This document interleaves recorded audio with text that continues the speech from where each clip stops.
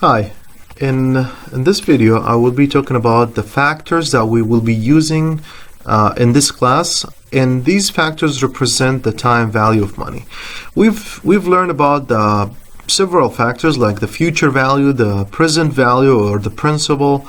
We've talked about the I, the interest rate, symbol or compounded, and we talked about the N, the number of years or the number of periods. Also, what we're going to we're going to learn about a new concept, which is the uniform series, or A. The annotation for this is A.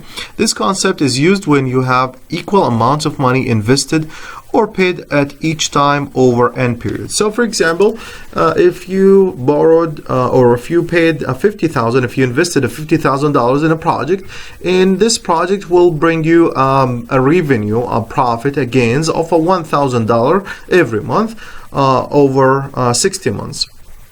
So this equal gains that you're gonna get could be, or we call it the uniform series or the A. So basically, let's give you an example on this. If you are renting an apartment and you're paying $500 every month, so the $500 is a uniform series, but this is a negative transactions because it's coming out of your pocket, and therefore the arrows will be going down. So this is one of the concepts that we will be dealing with. So if you have an example, a project that, or if you're paying a loan for an equal monthly payment, this is what you can analyze it using whether the cash flow chart, or you could say A is equal to whatever constant amount. So in this case, A is equal to $1,000. Or you could say A is equal to negative 500, which means expenses that you have to pay every month or every period. So what's the relationship between P, F, and A? There's an equation that we will learn, and we will learn about it. We're not going to use it. We're not going to implement it. My strategy in this class to simplify it, and the one way for you to simplify this class is using Excel. But I'm going to put you this equation just in case some people, they still need to do equations. So here's the equation. A is equal to P, parenthesis, I times 1 plus I to the power of N over 1 plus I to the power of N minus 1. And this way you could calculate the annual payment, or the A, the uniform series, and I call it the annual payment or the annual gains. It's easier for me to memorize the A, but it's the professional concept, or the definition for this is the uniform series. Now, if you need to find out the future value based on the annual series or the uniform series, it would be F equal to the A. If A is given, that would be A times the 1 plus I to the power of N minus 1 divided by I. So it's really up to you. You could use these equations and you might get a correct answer, but an easier way, I need you to avoid using the long equations. We have so many technologies these days will help you to find a shortcut, an easier way, and a more accurate. And what I'm talking about is Excel spreadsheet would be very helpful in this scenario. And we will take examples on how we calculate this. But let's go and finish the other factors. The next factor that I want to talk about is the gradients, the gradient cash flow, or the gradient, arithmetic gradients, or geometric gradients. We have two kinds of the gradient. It is basically used when have transaction that occurs in repeated periods every month and increase or decrease in an expected way. So if you're expecting the gains will improve by a constant or a percentage, you could this is what we call the gradients, and could be arithmetic or geometric. The arithmetic is when you have the cash flow changed in an expected way by the same amount each period. So if you have a constant amount that will increase or decrease the cash flow that you have, that would be called the arithmetic gradient. So for example, a project that you invested 500, and I'm talking about this chart right here.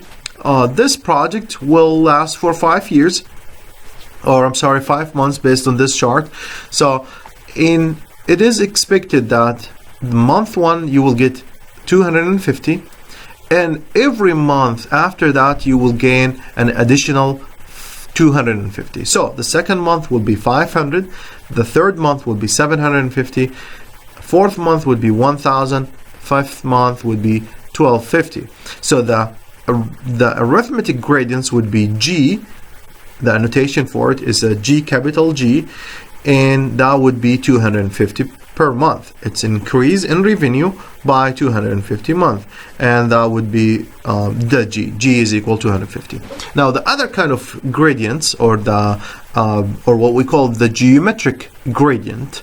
The geometric gradient is the little g, in which the cash flow will increase or decrease by percentage. So we say, okay, this project will increase by 60%. Okay, so how this 60% will be calculated? Okay, you say, okay, the first month we will gain 250. The second month has been increased to 400%, and then the third month increased by 60%. That would be 640, and so on until you reach. So you will see that the increase or could be a decrease based on a percentage, not a constant amount. So this is what we call the little g, or what we call the geometric gradient. Okay, just to summarize, what we have P, we have F, we have A, we have capital G, and we have a small letter g. Now these factors also can be represented in a different way, and these factors could be like this, as in this screen. If you see the screen, F over P factor, which means find the future value. And this is really important because we're going to use the interest rate table. We're not going to focus on the interest rate tables, but you need to use the table. At least you need to know how to use the tables. So if we said F over P, this is not an equation. Some students, they made a mistake and they start get confused where I could find F, where I could find P, and they start to divide these two factors on each other. No, it's just a concept. It's a factor, F over P. There's a meaning for that. The meaning for F over P would be find the future value if the present value is given. So this is F over P. P over F would be find the present value if the future F value is given. A over F means find the uniform series A if the future F is given. A over P, find the uniform series A if the present value is given. F over A, find the future value F if the uniform series A is given. P over A means the find the present value P if the uniform series A is given. A over G factor, it means find the uniform series A if the given G is given. So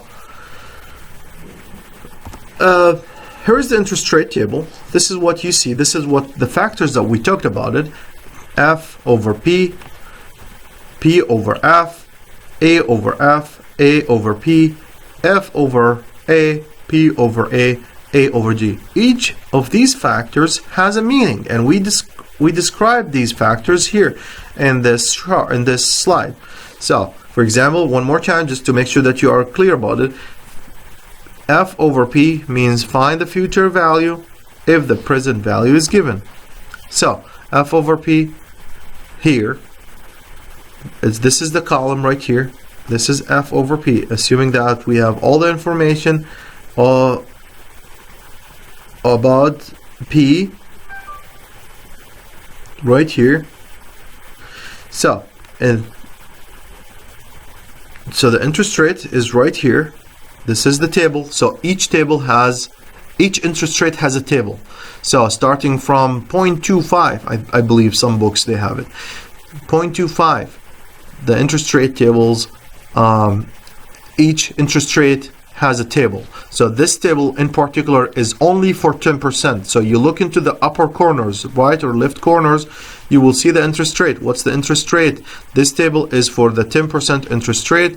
Number of years is here, listed here. As you see, and the values is here. So what factor we're looking for? We're looking, as I mentioned, there are these factors, 4, 6, 7, 8 factors given here, and it depends on what information you're looking for. So if you're looking for F and P is given, this is your column right here. If you given a future value and you're looking for P, this is the column that you're looking for. If you given the F value and you're looking for the annual or the uniform series, this is the column that you need to look for it. These are the values that went into based on the year. So if we said, okay, here's the information, find F if P is given for 5 years. So you go 5 years. Here's the 5 years. What we're looking for? We're looking for find F given P, or F over P. Okay. So you use this to multiply it by the principal. Okay, we'll take an example here. Let's take an example very quick.